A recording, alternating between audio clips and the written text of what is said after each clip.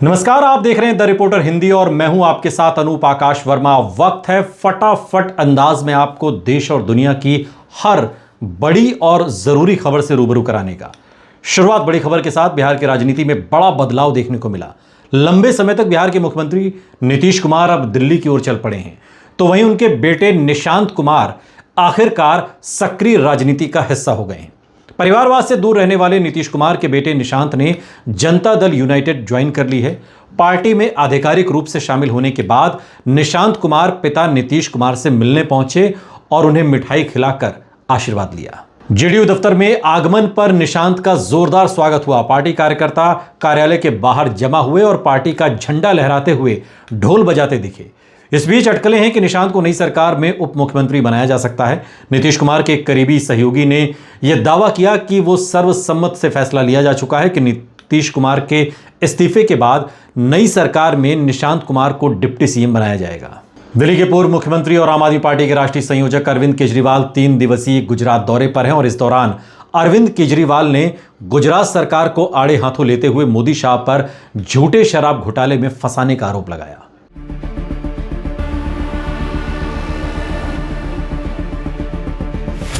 दिल्ली के पूर्व मुख्यमंत्री और आम आदमी पार्टी के राष्ट्रीय संयोजक अरविंद केजरीवाल 3 दिवसीय गुजरात दौरे पर हैं। इस दौरान अरविंद केजरीवाल ने एयरपोर्ट पर पहुंचते ही मीडिया के सवालों का जवाब देते हुए बीजेपी की बखिया उधेड़ दी।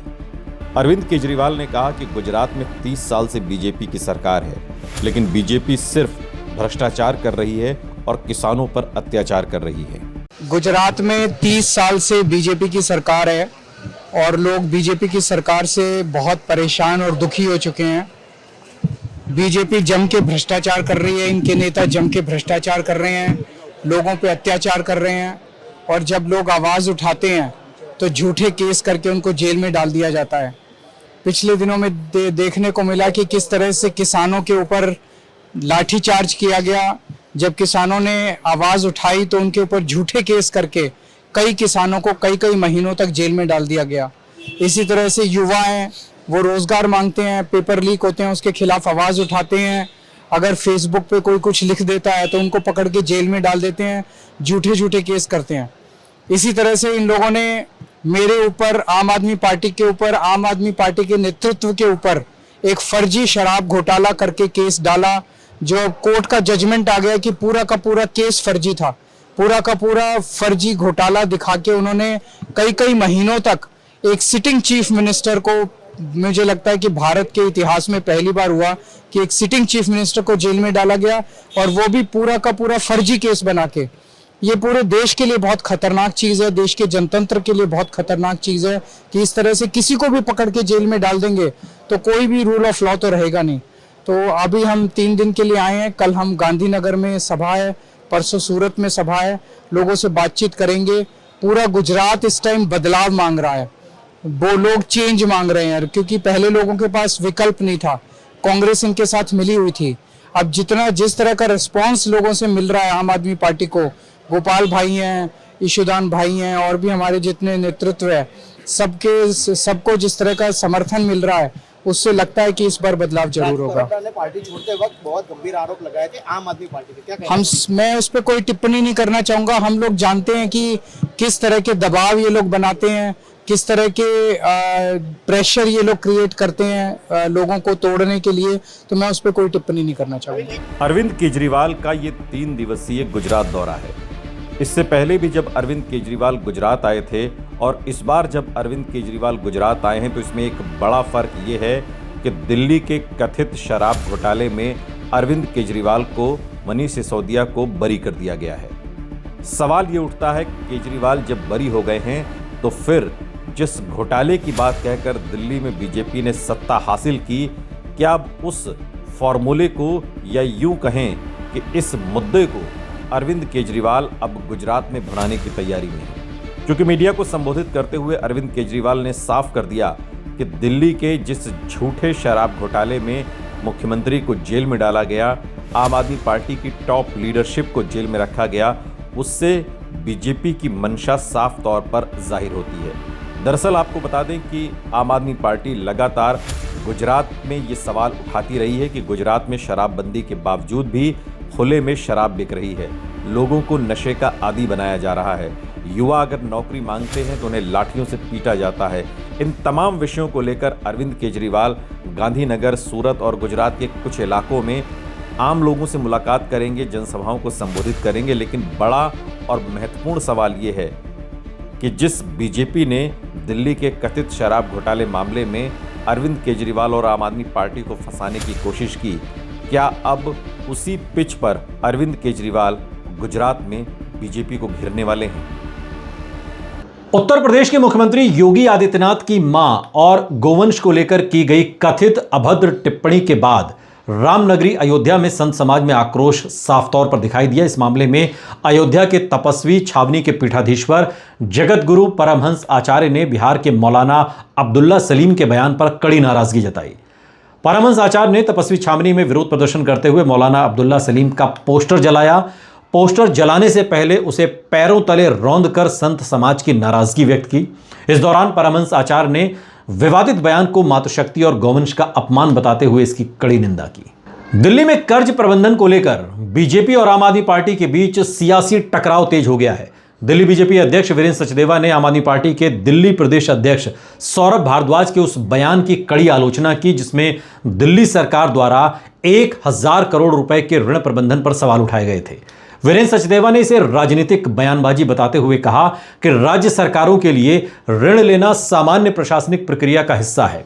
वीरेंद्र सचदेवा ने कहा कि राज्य सरकारें विकास कार्यों और वित्तीय प्रबंधन के लिए भारत सरकार, रिजर्व बैंक या फिर रिजर्व बैंक की अनुमति से किसी वित्तीय संस्था अथवा खुले बाजार से अल्पकालिक या दीर्घकालिक ऋण लेती रही हैं। उन्होंने कहा कि यह एक स्थापित और सामान्य प्रशासनिक व्यवस्था है जिसे राजनीतिक रंग देने की कोशिश नहीं की जानी चाहिए।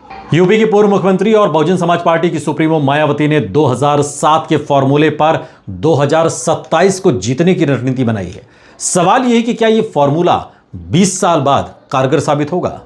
उत्तर प्रदेश के विधानसभा चुनाव में अभी 1 साल से कम का समय बाकी है, लेकिन बहुजन समाज पार्टी ने अपने उम्मीदवारों के नाम का ऐलान करना शुरू कर दिया है। या यूं कहें कि सीधे सीधे ब्राह्मणों को टारगेट करते हुए बीजेपी को झटका देने की तैयारी मायावती ने शुरू कर दी है। मायावती, जिन्हें उत्तर प्रदेश में बीजेपी की बी टीम भी कहा जाता है, वही मायावती अब ऐसी तैयारी कर रही हैं जिसमें बीजेपी को झटका दिया जा सके।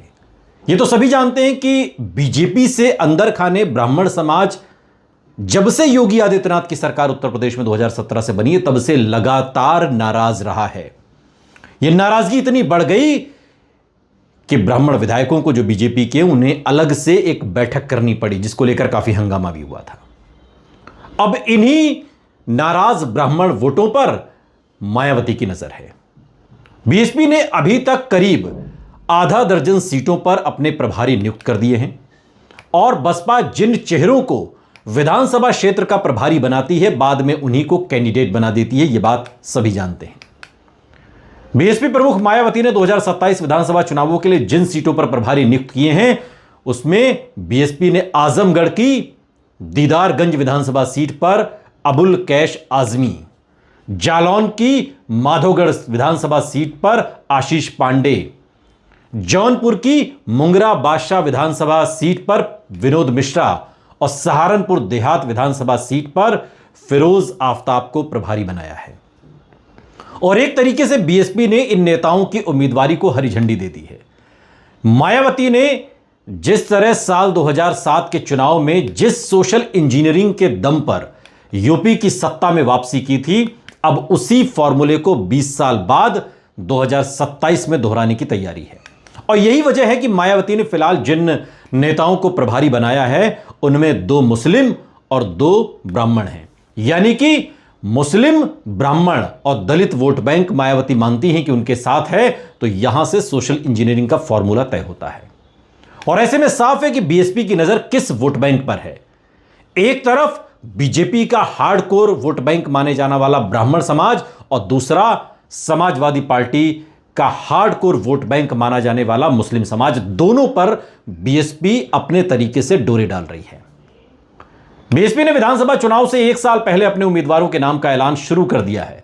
बीएसपी ने फिलहाल 4 विधानसभा सीटों पर प्रभारी बनाए हैं, लेकिन माना यह जा रहा है कि अगले 2-3 महीनों में करीब 100 विधानसभा सीटों पर चुनाव लड़ने वाले नेताओं की तलाश बीएसपी पूरी कर लेगी। बीएसपी जिन चेहरों को प्रभारी बनाती है, बाद में पार्टी प्रत्याशी भी बनाती है। आजमगढ़, जौनपुर, सहारनपुर और जालौन जिले की एक-एक सीट पर प्रभारियों की घोषणा मायावती की इसी रणनीति का हिस्सा है। मायावती ने मिशन 2027 के लिए जो प्लान बनाया है कि प्रत्येक विधानसभा सीट पर 4-4 दावेदारों का पैनल बनाकर उनको कसौटी पर परखा जा रहा है और इन्हीं में से एक को पहले विधानसभा क्षेत्र प्रभारी और बाद में प्रत्याशी घोषित किया जाएगा। बीएसपी इस काम पर के लिए अपने वरिष्ठ नेताओं की एक पूरी टीम लगा रखी है, जिसमें पार्टी के मंडल और जोनल कोऑर्डिनेटर शामिल हैं। प्रभारी बनाने के बाद उसी को प्रत्याशी घोषित करने के लिए बीएसपी उसी विधानसभा क्षेत्र में बड़ा सम्मेलन भी करती है। उत्तर प्रदेश विधानसभा चुनाव में मायावती ने अकेले अपने दम पर चुनाव लड़ने का प्लान बनाया है और बीएसपी के प्रदेश अध्यक्ष विश्वनाथ पाल ने तो साफ कहा कि बीएसपी इस बार पारंपरिक गठबंधनों से अलग राह पर चलेगी और समय से पहले अपने कैंडिडेट घोषित करेगी। प्रदेश अध्यक्ष का यह बयान बीएसपी की पुरानी सोशल इंजीनियरिंग की रणनीति की पुनर्वापसी का संकेत देता है, जिसके सहारे 2007 में पार्टी ने प्रचंड बहुमत हासिल किया था। 2027 के लिए बीएसपी ने जिस तरह से पहली फेरिस्ट में ब्राह्मण और मुस्लिम चेहरों पर दांव लगाया, उससे साफ है कि मायावती की रणनीति क्या है। आगामी विधानसभा चुनाव के लिए बसपा संगठन और प्रत्याशियों का पैमाना तैयार किया गया है। ब्राह्मण और मुस्लिम कैंडिडेट को चुनावी मैदान में उतारकर और दलितों को संगठन के माध्यम से जोड़कर काम करने की जो योजना बनाई गई है, उससे 2007 को दोहराने की तैयारी है। बीएसपी ने 2007 में इसी दांव से सत्ता पर कब्जा जमाया था। मायावती ने 2007 में परंपरागत दलित वोटों के साथ साथ ब्राह्मण और मुस्लिम वोटों को लेकर मैदान में उतरी और इस सोशल इंजीनियरिंग ने विपक्षी दलों को चुनावी रण में धराशायी कर दिया। अब मायावती उसी फॉर्मूले को फिर से आजमाना चाह रही हैं। मायावती पिछले 3 महीने में हुई सभी बैठकों में यह बात कहती रही कि ब्राह्मण, मुस्लिम और दलित गठजोड़ के साथ वो 2027 के विधानसभा चुनाव में जाएंगी और एक बार फिर से सत्ता में पूर्ण बहुमत के साथ वापसी करेंगी। उत्तर प्रदेश की सियासत में फर्श से अर्श पर पहुंची बीएसपी का सियासी आधार 2012 के बाद से लगातार गिरा। आज लोकसभा में 0, राज्यसभा में भी अब 0 और विधानसभा में सिर्फ 1 सीट उत्तर प्रदेश में। बीएसपी 30% वोट शेयर से गिरकर यूपी में 10 से 12% के वोट शेयर पर आ गई है। यूपी में बीएसपी एक के बाद एक चुनाव हार रही है और उसका सियासी आधार दिन ब दिन सिमटता जा रहा है।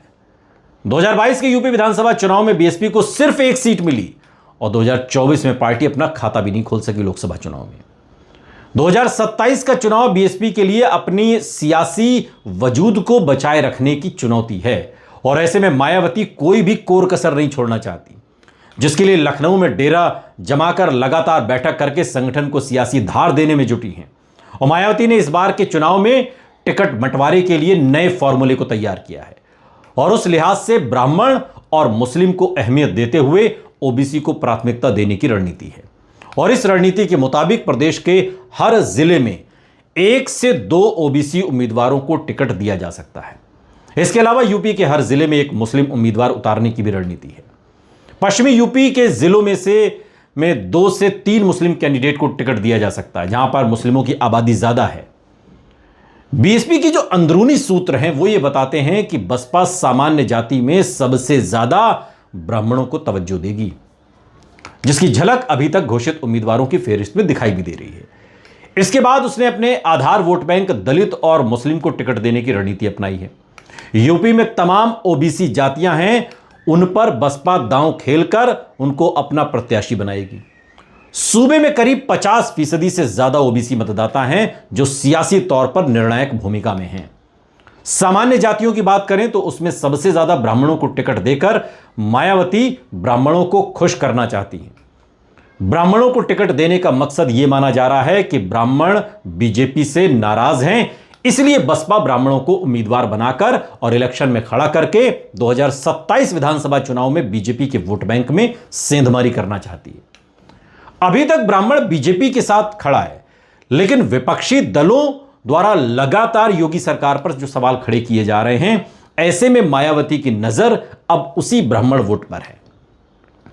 और इस तरह बीजेपी को पटकनी देने के लिए, झटका देने के लिए मायावती ने पूरी तैयारी की है। तो मुस्लिमों को उतारकर समाजवादी पार्टी के खेल को खराब करने की भी एक रणनीति मायावती ने अपने स्तर पर बनाई है। लेकिन यह कामयाब होगी क्या? क्या 2007 का फॉर्मूला 2027 में लागू होकर कामयाबी दिलाएगा क्या? क्योंकि अब तो चंद्रशेखर आजाद भी हैं, असदुद्दीन ओवैसी भी हैं, अखिलेश यादव पहले से ही हैं, मुसलमानों का वोट बैंक भी एक जगह नहीं है। मायावती क्या इसमें सेंध लगा पाएंगी? और जिस दलित वोट बैंक के सहारे ये सारी राजनीति मायावती की खड़ी है, उसकी एक जमीन तो पहले ही चंद्रशेखर ले उड़े हैं। होगा क्या उत्तर प्रदेश में? बहुत दिलचस्प ये चुनाव होने वाला है। बिहार के औरंगाबाद में स्थित देवार्क सूर्य मंदिर एक ऐसा तीर्थ स्थल है जहां आज भी 16 लाख साल पुरानी मूर्तियां मौजूद हैं। रिपोर्ट देखिए।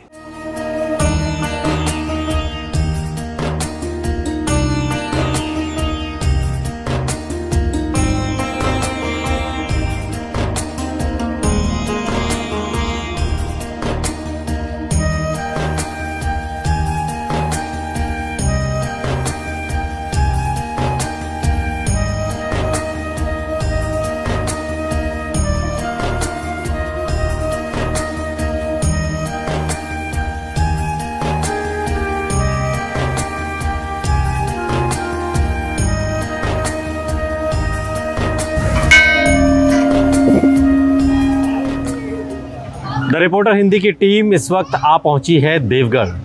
देवगढ़ का ये सूर्य मंदिर इस वक्त आप मेरे पीछे देख रहे हैं, जिसकी मान्यता युगों युगों से चली आ रही है और ढेरों कथाएं हैं। लेकिन उन कथाओं से आपका परिचय कराएं उससे पहले आप सूर्यदेव मंदिर में जो सबसे अनोखी बात है उसको आप समझिए।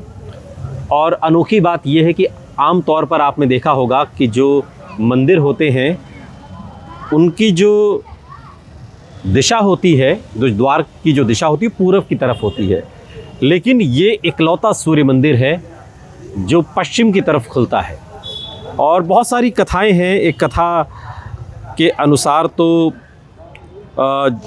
भगवान श्री कृष्ण के पुत्र साम द्वारा निर्मित 12 सूर्य मंदिरों में से ये एक माना जाता है। और इस मंदिर के साथ साम की कथा के अतिरिक्त यहाँ देव माता अदिति ने पूजा की थी। और मंदिर को लेकर एक कथा तो ये भी है कि देवासुर संग्राम में जब असुरों के हाथों देवता हार गए थे, तब देव माता अदिति ने तेजस्वी पुत्र की प्राप्ति के लिए देवारण्य में छठी मैया की आराधना की। और तब प्रसन्न होकर छठी मैया ने उन्हें सर्वगुण संपन्न तेजस्वी पुत्र होने का वरदान दिया था। और इसके बाद अदिति के पुत्र हुए त्रिदेव रूप में आदित्य भगवान, जिन्होंने असुरों पर देवताओं को विजय दिलाई। कहते हैं कि उसी समय से देवसेना षष्ठी देवी के नाम पर इस धाम का नाम देव हो गया। और छठ का चलन भी यहीं से शुरू हुआ है, ये भी मान्यता है। अतिरिक्त पुरुरवा एल और शिवभक्त राक्षस द्वय माली सुमाली की कथाएं भी हैं जो इसी देवार्क मंदिर से जुड़ती हैं। और देवार्क को 3 प्रमुख सूर्य मंदिरों में से एक माना जाता है। 2 अन्य लोलार्क जो वाराणसी में है और एक है कोणार्क। वाराणसी में स्थित लोलार्क मंदिर और कोणार्क मंदिर जो ओडिशा में है। इसके बाद औरंगाबाद का ये मंदिर है देवार्क, जिसे कहा जाता है। मंदिर में सामान्य रूप से साल भर श्रद्धालु पूजा के लिए आते हैं। और यहाँ बिहार और पूर्वी उत्तर प्रदेश से खासतौर पर छठ पर्व के लिए यहाँ पर आते हैं। और लगभग हर दिन श्रद्धालु के भीड़ का जमावड़ा यहाँ पर लगा रहता है। आज भी जब हम यहाँ पर आए हैं तो यहाँ पर लोगों की काफ़ी भीड़ है। जो श्रद्धालु हैं वो यहाँ पर आए हुए हैं। और ये छठ महापर्व जिस तरीके से मनाया जाता है, जिसकी शुरुआत है, वो यहाँ इस मंदिर से शुरू होती है, जिसकी अपनी एक मान्यता है। लेकिन आप अगर इस वास्तुकला को देखें तो ये आपको विलक्षण दिखाई देगी, जो आम तौर पर उत्तर भारत में ये कारीगरी आपको नहीं मिलेगी। और एक जो कथा जो बहुत मशहूर है ख़ासकर इस मंदिर के बारे में, वो ये है कि एक बार भगवान श्री कृष्ण के जो पुत्र थे वो उन्होंने इस मंदिर की स्थापना की थी। लेकिन एक कथा जो भगवान शिव के भक्तों से जुड़ती है, और वो कथा ये है कि भगवान शिव के भक्त माली सुमाली सूर्यलोक जा रहे थे और ये बात सूर्य देव को रास नहीं आई, तो उन्होंने दोनों शिव भक्तों को जलाना शुरू कर दिया। और अपनी अवस्था ख़राब होते देख माली और सुमाली ने भगवान शिव से उन्हें बचाने की प्रार्थना की, और फिर भगवान शिव ने सूर्य को मार गिराया। ऐसी कथा है। सूर्य 3 टुकड़ों में पृथ्वी पर गिरे, और कहते हैं कि जहाँ जहाँ सूर्य के टुकड़े गिरे उन्हें देवार्क बिहार के पास, यानी कि जहाँ पर हम हैं, ये वीडियो जहाँ से आप देख रहे हैं, और दूसरा लोलार्क यानी सूर्य मंदिर काशी, और तीसरा कोणार्क यानी कि सूर्य मंदिर कोणार्क। देव का सूर्य मंदिर उन्हीं में से एक है, यानी कि 3 सूर्यदेव के मंदिर हैं, लोलार्क, कोणार्क और देवार्क। और ये आप देवार्क की इस वक्त जो वीडियो में आप देख रहे हैं जहाँ पर हम मौजूद हैं, और सूर्यदेव का मंदिर उन्हीं 3 मंदिरों में से ये एक है। एक घटना और है, जब देवासुर संग्राम में जब असुरों के हाथों देवता हार गए, तब देव माता अदिति ने तेजस्वी पुत्र की प्राप्ति के लिए छठी मैया का व्रत किया, जिसकी कथा हमने आपको सुनाई। लेकिन एक जनश्रुति यानी कि आम लोगों की जो कथाओं में जिसका वर्णन है और जिसका संपर्क इतिहास से जुड़ता है कि एक बार औरंगज़ेब काला पहाड़ मूर्तियों और मंदिरों को तोड़ता हुआ जब यहाँ पर पहुँचा, तो देव मंदिर के पुजारियों ने उससे काफ़ी विनती की कि इस मंदिर को न तोड़े, क्योंकि यहाँ के भगवान का बहुत बड़ा महात्म्य है। वो इस पर हंसा और बोला कि यदि सचमुच तुम्हारे भगवान में कोई शक्ति है तो मैं रात भर का समय देता हूँ, यदि इनका मुख पूरब से पश्चिम हो जाए तो मैं नहीं तोड़ूंगा। पुजारियों ने सिर झुकाकर इसे स्वीकार किया और वो रात भर भगवान से प्रार्थना करते रहे, और सवेरे उठते ही हर किसी ने देखा कि सचमुच मंदिर का मुख पूरब की ओर से पश्चिम की ओर हो गया, और तब से इस मंदिर का मुख पश्चिम की ओर ही है। जैसा कि वीडियो की हमने शुरुआत में बताया कि ये मुख पश्चिम की ओर है, जबकि मंदिर का मुख हमेशा पूरब की ओर होता है। तो इसकी कथा औरंगजेब के उस कालखंड से जुड़ती है जिसका हमने उल्लेख किया। ये मंदिर अपने आप में पौराणिक मान्यताओं को समेटे हुए है। एक ऐसी मान्यता जो हमें हमारे इतिहास से जोड़ती है, हमें सनातन से जोड़ती है, और सूर्यदेव के उन 3 मंदिरों में से एक मंदिर ये देवार्क, जहाँ पर इस वक्त हमारी मौजूदगी है। औरंगाबाद का देवार्क सूर्य मंदिर। और अब जो प्रतिमाएं हम आपको दिखाने वाले हैं, ये प्रतिमाएं 100, 200, 300, 400, 500 या 1000 साल पुरानी नहीं है। मान्यता है कि ये प्रतिमाएं लाखों वर्ष पुरानी है। त्रेता युग के ये प्रतिमाएं हैं, और इन प्रतिमाओं को आप देखिए, वक्त के साथ साथ ये प्रतिमाएं खंडित होती गई, लेकिन फिर भी धीरे धीरे हम आपको बताने की कोशिश करें जितना हम समझ पा रहे हैं। ये प्रतिमा गणेश जी की है, आप देख सकते हैं, खंडित प्रतिमा है, और ये भी एक खंडित प्रतिमा है। और आप इसमें भी अगर आप समझ पाएँ तो गणेश जी हैं, और ये मैं समझ रहा हूँ कि माँ पार्वती हैं और उनकी गोद में गणेश जी हैं। ये एक और खंडित प्रतिमा जो लाखों वर्ष पुरानी है। और इसके अलावा देवार्क सूर्य मंदिर मशहूर है त्रिदेव के लिए। ब्रह्मा विष्णु महेश इकलौता ऐसा मंदिर है जिसमें ये तीनों की प्रतिमाएं मौजूद हैं।